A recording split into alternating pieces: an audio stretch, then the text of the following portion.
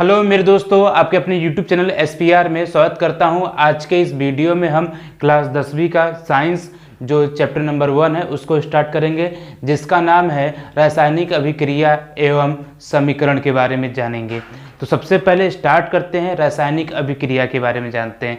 तो देखिए यहाँ पर रासायनिक अभिक्रिया है, ठीक है, लेकिन एक टॉपिक और है, आइए उसको बारे में जान लेते हैं। देखिए जो अभिक्रिया से पहले हम समझते हैं परिवर्तन क्या होता है, या बात करें अभिक्रिया कितने प्रकार की होती है। देखिए जो अभिक्रिया होती है वो सामान्यतः दो प्रकार की होती है, ठीक है। एक होता है आपका भौतिक होता है और एक दूसरा होता है रासायनिक होता है। भौतिक अभिक्रिया एक होता है, एक दूसरा होता है रासायनिक अभिक्रिया।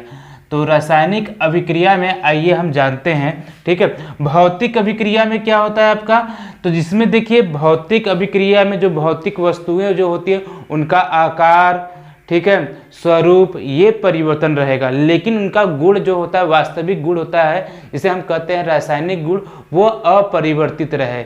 ऐसी अभिक्रियाओं को भौतिक अभिक्रियाएं कहते हैं। जैसे अगर हम बात करें भौतिक में, जैसे कि बर्फ की बात करें, बर्फ का देखिए आकार क्या होता है, संरचना क्या होता है, वो ठोस अवस्था में होता है, जिसका रूप हम जैसे इसको हम पानी को जमा सके, लेकिन इसको अगर हम हीट करेंगे, टेम्परेचर देंगे तो किस में कन्वर्ट हो जाएगा, पानी में हो जाएगा, लिक्विड वाले फॉर्म में कन्वर्ट हो जाएगा। तो ये बर्फ ठोस था और ठोस से किस में परिवर्तन हो गया, पानी में हो गया। मतलब हम कह सकते हैं ठोस से द्रव में परिवर्तन हो गया, लेकिन इसका जो गुण है, रासायनिक गुण है, वो अभी भी अपरिवर्तित है और इसको क्या है, हम वापस पानी से बर्फ में ला सकते हैं, ठीक है। तो ऐसी जो अभिक्रियाएं होती हैं उसे हम कहते हैं भौतिक अभिक्रिया कहते हैं।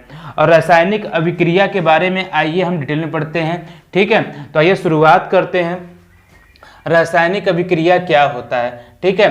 रासायनिक अभिक्रिया वह अभिक्रिया जिसमें एक या एक से अधिक पदार्थ परस्पर, ठीक है, परस्पर अभिक्रिया करके नए पदार्थ का निर्माण करते हैं एवं निर्मित पदार्थ के भौतिक एवं रासायनिक गुण मूल पदार्थों से सर्वथा भिन्न होते हैं। आइए इसका मतलब समझते हैं। देखिए क्या होता है कि जो रासायनिक अभिक्रिया है एक भी हो सकता है, एक से अधिक भी हो सकता है, ठीक है। उसमें क्या है कि आपस में वो अभिक्रिया करेंगे और एक नए पदार्थ का निर्माण करेंगे, ठीक है। नए पदार्थ का जो निर्माण करते हैं तो उसमें क्या रहेगा, जो नया पदार्थ बनेगा उसका जो भौतिक और रासायनिक जो संगठन गुण होता है वो पूरी तरह से जो पुराना वाला पदार्थ होता है ना उससे भिन्न होता है, ठीक है। हम उसी क्या कहेंगे, रासायनिक अभिक्रिया कहते हैं। आइए आप एक उदाहरण के माध्यम से समझ सकते हैं हम लोग। अगर उदाहरण में बात करें, जैसे दूध से दही का बनना, ठीक है। एक अगर सिंपल सी बात करें, दूध से दही का बनना, तो ये क्या है, देखिए दूध से जो दही है वो, ठीक है, दूध से दही बन गया, लेकिन क्या हम ये कह सकते हैं कि दही का जो गुण होता है वो दूध से क्या एक जैसा होता है, नहीं होता है, ये हमेशा अलग होता है। ये तो हो गया रासायनिक अभिक्रिया के बारे में। आइए एक इसका और एग्जाम्पल समझते हैं जो हमें केमिस्ट्री में पढ़ना होता है। आइए ध्यान देते हैं हम लोग। अगर हम क्या करें, एक उदाहरण और लेते हैं कि अगर जो मैग्नीशियम होता है, ठीक है, मैग्नीशियम धातु है, ठीक है, अगर हम ऑक्सीजन से अभिक्रिया करा दें, ठीक है, हम क्या करें, ऑक्सीजन से अभिक्रिया करा दें तो एक नया पदार्थ बनता है, उसका नाम होता है मैग्नीशियम ऑक्साइड होता है, ठीक है, मैग्नीशियम ऑक्साइड। आइए इसको क्या कहते हैं हम लोग, ये आपका हो गया मैग्नीशियम, ठीक है, ये आपका हो गया मैग्नीशियम धातु हो गया। ये अगर हम ऑक्सीजन कहें चाहे वायु कहें मतलब एक ही होता है, ठीक है, ये ऑक्सीजन हो जाएगा आपका, ठीक। और जो इसका जब भी ये अभिक्रिया हो रही है यहाँ पे, इसका मतलब क्या होता है, आपका अभिक्रिया हो रही है, ठीक है, ये आपका अभिक्रिया हो रही है, ठीक है। और एक नया पदार्थ क्या बना आपका, मैग्नीशियम, ठीक है, मैग्नीशियम ऑक्साइड, ठीक है, मैग्नीशियम ऑक्साइड बना, ठीक है। अब ये जो मैग्नीशियम ऑक्साइड है ये पूरी तरह से क्या है, मैग्नीशियम और ऑक्सीजन से पूरी तरह से डिफरेंट है। अच्छा इसको संतुलित पहले कर लेते हैं। देखिए ये ऑक्सीजन यहाँ पे 2 है तो यहाँ पे भी 2 होना चाहिए, तो इसलिए यहाँ पे मल्टीप्लाई कर देंगे। अब मैग्नीशियम कितना हो गया, यहाँ पे 2, लेकिन इस साइड कितना है, अभी 1 है तो यहाँ पर भी मल्टीप्लाई कर देंगे, तो 2Mg + O2 = 2MgO। और देखिए बात करते जहाँ पे हम रुक गए थे, मैग्नीशियम ऑक्साइड है, इसका जो भी गुण है, संरचना है, रासायनिक भौतिक, ये पूरी तरह से क्या है, इससे डिफरेंट है, हमेशा भिन्न रहेगा। जो मैग्नीशियम का गुण होगा वो उसमें आपको मिलेगा नहीं, जो ऑक्सीजन का गुण रहेगा उसमें मिलेगा नहीं, ठीक है। तो इस तरह से हम क्या कर सकते हैं, पता कर सकते हैं कि ये क्या है आपका, कि जो रासायनिक अभिक्रिया है इसको आप देख सकते हैं, ठीक है। आइए जानते हैं रासायनिक अभिक्रिया में एक पार्ट हमारा और है जिसका नाम है, जैसे कि अब ये तो हो गया हमारा रासायनिक अभिक्रिया हो गया, ठीक है, आपको समझ में आ गया होगा। लेकिन हम कैसे पता करेंगे कि रासायनिक अभिक्रिया हो रही है कि नहीं हो रही है, ठीक है। आइए जानते हैं रासायनिक अभिक्रिया की पहचान। तो आइए हम लोग जानते हैं रासायनिक अभिक्रिया की पहचान। देखिए रासायनिक अभिक्रिया की पहचान हम कैसे करेंगे, ठीक है। तो देखते हैं हम लोग यहाँ पर रासायनिक अभिक्रिया की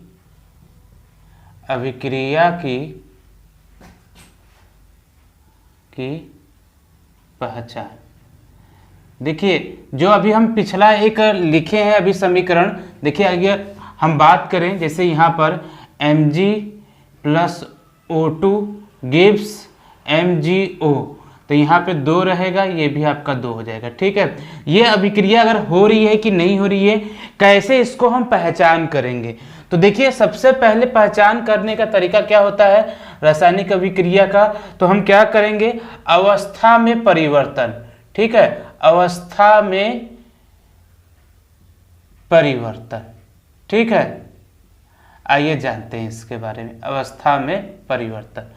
देखिए जब कोई अभिक्रिया हो रही है कि नहीं हो रही है, तो एक तरीका होता है कैसे उसको पहचान कर सकते हैं, यही है जो आपका पहला जो पहचान हम कर सकते हैं, अवस्था में परिवर्तन। जब कोई भी धातु ऑक्सीजन के साथ अभिक्रिया करती है, या कोई भी हम समीकरण की बात करें, कोई भी एक अभिक्रिया की बात करें, तो उसके अवस्था में जरूर परिवर्तन होगा। अगर एक सिंपल सा एग्जाम्पल ने आपका दूध वाला कॉन्सेप्ट लेते हैं, जो दूध से हम दही बनाते हैं, तो दूध क्या होता है, पूरी तरह से लिक्विड द्रव अवस्था में होता है। लेकिन दही जब दही बनता है तो क्या होता है, थोड़ा सा देखेंगे एक तरह से अक्षेप टाइप से होता है ना, मतलब कि एक ठोसपन उसमें आता है। तो द्रव पूरी तरह से होता है, लेकिन थोड़ा सा उसमें क्या जाए, ठोसपन आ जाए, तो यही क्या था, उसके अवस्था में क्या हो गया, परिवर्तन हो गया। एक एग्जाम्पल और ले सकते हैं दूध से ही, जैसे हम बात करें दूध से अगर आपको पनीर बनाना है, तब भी देखिए पनीर किस अवस्था में होता है, आपका ठोस अवस्था में ही होता है, ठीक है। तो आया जैसे स्पंज के रूप में हो जाता है। तो ऐसे हम पता लगा सकते हैं कि जब किसी अभिक्रिया में अभिक्रिया हो रही है कि नहीं हो रही, तो उसके अवस्था में जो परिवर्तन होता है उससे हम पता लगा सकते हैं, ठीक है। आइए एक दूसरा आपका है, उसमें आइए पता लगाते हैं कि दूसरा कौन सा तरीका है हमारा। दूसरा तरीका है हमारा रंग में परिवर्तन, रंग में परिवर्तन, ठीक है, रंग में परिवर्तन। एक दूसरा तरीका हमारा क्या है, अगर कोई भी अभिक्रिया हो रही है तो उसके रंग में परिवर्तन जो उसमें उपस्थित होते हैं। और बात करें, देखिए इधर समझिए, ये क्या आपका अभिकारक है ना, इसे हम क्रिया कारक कहते हैं। ये क्या हो जाएगा, आपका उत्पाद हो जाएगा। जो क्रिया कारक रहेगा, या ठीक है, क्रिया कारक रहेगा, इसके रंग में परिवर्तन जरूर होगा। ये कुछ रंग करेगा, जिसका जो उत्पाद होता है दूसरे रंग का भी हो सकता है, ठीक है। तो ये एक होता है, हम इससे पता लगा सकते हैं कि उसके क्या है, रंग में परिवर्तन के हिसाब से भी हम पता लगा सकते हैं कि रासायनिक अभिक्रिया हो रही है कि नहीं हो रही है। आइए एक तीसरा है, तीसरे पे ध्यान, तीसरे बिंदु पर क्या होगा कि गैस का निकलना, ठीक है, गैस का निकलना, ठीक, गैस का निकलना। अगर आप इसी बात करें, जैसे मैग्नीशियम की जो अभिक्रिया ऑक्सीजन से हो रही है, जो हमारा उत्पाद बनेगा MgO, तो उसमें ना गैस निकलता रहता है, ठीक है, गैस जरूर निकलेगा। या गैस नहीं निकलेगा तो क्या रहेगा, उसमें हल्का फुल्का। ऐसी बहुत सारी अभिक्रियाएं हैं कि जब कुछ नया निर्माण होता है तो उससे क्या होता है, हम इसको हीट करेंगे तो उसमें से क्या रहेगा, गैस निकलता रहेगा थोड़ा बहुत। तो ऐसे भी हम परिवर्तन लगा सकते हैं, ठीक है, गैस का निकलना। चौथी जो आपका क्या है, चौथा अगर हम पता करें कि ताप में परिवर्तन, ताप में परिवर्तन। एक तरीका हम कैसे अपनाएंगे, ताप में परिवर्तन, ठीक है। इससे हम पता लगा सकते हैं कि अगर आप अभिक्रिया, जैसे आपकी अभिक्रिया हो रही तो उसके ताप में भी परिवर्तन होगा।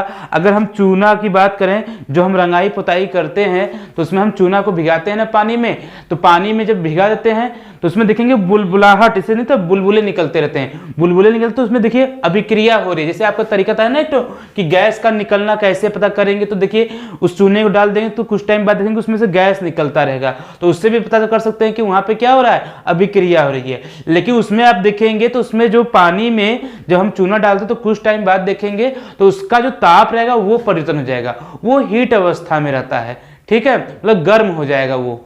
ठीक, तो आया समझ में कि नहीं? इस तरह से हम अभिक्रिया में पता लगा सकते हैं कि ताप में परिवर्तन के अनुसार भी पता लगा सकते हैं कि अभिक्रिया की पहचान कर सकते हैं। आइए एक अगला बढ़ते हैं जिसमें हम बात करें अवक्षेप का निर्माण।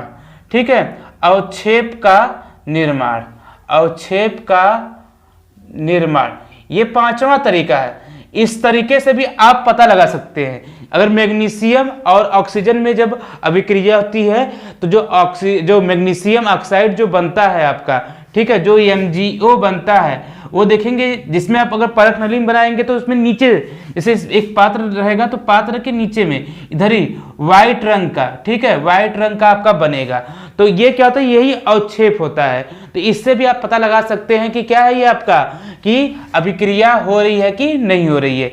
इस तरह से आप जान सकते हैं कि अभिक्रिया की पहचान कर सकते हैं। आइए एक बार रिवीजन करते हैं, रासायनिक अभिक्रिया की पहचान कैसे करेंगे आप लोग। ठीक है, तो एक क्या रहेगा, अवस्था में परिवर्तन रहेगा, दूसरा क्या रहेगा, रंग में परिवर्तन रहेगा, तीसरा क्या रहेगा, गैस का निकलना, चौथा आप में ताप में परिवर्तन, और पांचवा क्या रहेगा, अवक्षेप का निर्माण रहेगा। ठीक है, आइए हम आगे बढ़ते हैं, जानते हैं कि रासायनिक अभिक्रिया कितने प्रकार की होती है। आइए इसके बारे में हम लोग चर्चा कर लेते हैं। आइए जानते हैं रासायनिक अभिक्रिया कितने प्रकार के होते हैं। तो देखिए आप स्टार्ट करते हैं। देखिए रासायनिक अभिक्रिया कई प्रकार के होते हैं। जो आपका एनसीईआरटी का जो सिलेबस है उसके अनुसार अगर हम बात करें तो देखिए पहला जो प्रकार होता है आपका संयोजन अभिक्रिया होता है। ठीक है, अगर हम बात करें जो पहला प्रकार होता है रासायनिक अभिक्रिया में वो संयोजन अभिक्रिया होता है।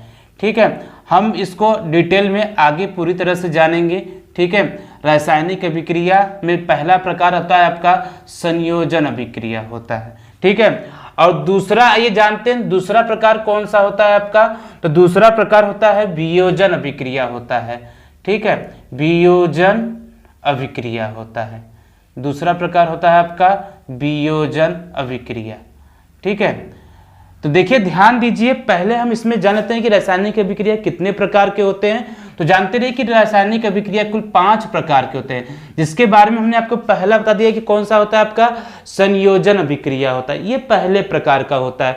दूसरा प्रकार होता है आपका वियोजन अभिक्रिया होता है। ठीक है, ये रहा आपका। और तीसरा आपका होता है एक विस्थापन अभिक्रिया होता है। ठीक है, विस्थापन अभिक्रिया, विस्थापन अभिक्रिया होता है। ठीक, और तीसरा जो प्रकार होता है यही क्या होता है, विस्थापन अभिक्रिया।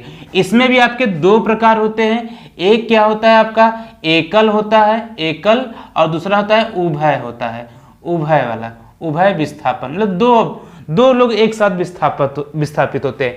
अगर हम वियोजन की बात करें तो वियोजन वाला कितने प्रकार का होता है, तो वियोजन भी आपका 3 प्रकार का होता है। एक होता है आपका उष्मीय वियोजन होता है, दूसरा होता है प्रकाशीय वियोजन होता है, प्रकाशीय वियोजन, और तीसरा होता है विद्युत वियोजन होता है। ठीक है, जिसे हम अपघटन, प्रकाशीय अपघटन और विद्युत अपघटन के नाम से हम जानते हैं। आइए चौथा जानते हैं हम लोग। चौथा वो उसका नाम क्या है, जो चौथा है आपका उसमें नाम है ऊष्माक्षेपी। ठीक है, ऊष्माक्षेपी, और एक इसके साथ ही जुड़ा होता है ऊष्माशोषी अभिक्रिया, ऊष्माशोषी अभिक्रिया। ठीक है, ऊष्माशोषी अभिक्रिया होता है। आइए एक और होता है आपका जो अंतिम है आपका, बहुत ही महत्वपूर्ण है, वो हमेशा एग्जाम में भी आता रहता है, ऑक्सीकरण और अपचयन के बारे में, और अपचयन के बारे में जानेंगे हम लोग। ठीक है, अपचयन अभिक्रिया, अपचयन अभिक्रिया। ठीक है, तो यही देखिए आपका ये 5 प्रकार के होते हैं। पहला होता है संयोजन अभिक्रिया, दूसरा होता है वियोजन अभिक्रिया। वियोजन अभिक्रिया में हमें 3 प्रकार से पढ़ना होता है, उष्मीय अपघटन, प्रकाशीय अपघटन और एक तीसरा होता है विद्युत अपघटन के बारे में पढ़ना होता है। विस्थापन अभिक्रिया में एक होता है, इसके बारे में पढ़ेंगे एकल और उभय। ठीक है, उसके बाद जो चौथा होता है ऊष्माक्षेपी और ऊष्माशोषी अभिक्रिया होता है, और जो 5वां होता है आपका ऑक्सीकरण और अपचयन अभिक्रिया होता है। ठीक है, इतना बच्चों आपको समझ में आ गया है ना। चलिए हम और आगे बढ़ते हैं और जानते हैं कि ये संयोजन अभिक्रिया क्या होता है। ठीक है, आइए शुरुआत करते हैं संयोजन अभिक्रिया। आइए हम आगे बढ़ते हैं। रासायनिक अभिक्रिया अभी आपको हमने बताया कि कितने प्रकार का होता है, तो 5 प्रकार का होता है। उसमें अगर हम बात करें, देखिए पहले टाइप का आपका है संयोजन अभिक्रिया। आइए एक एक करके सभी 5 प्रकार का हम लोग देखेंगे। आज के इस वीडियो में हम बस यहीं तक पढ़ेंगे, संयोजन अभिक्रिया के बारे में जानेंगे। तो आइए जानते हैं कि संयोजन अभिक्रिया होता क्या है। संयोजन अभिक्रिया वह अभिक्रिया होता है जिसमें 2 या 2 से अधिक पदार्थ रहेंगे और उनका जब संयोग होगा, मतलब कि रासायनिक अभिक्रिया होगा, तो वह हमेशा क्या करेंगे, एकल उत्पाद का निर्माण करेंगे।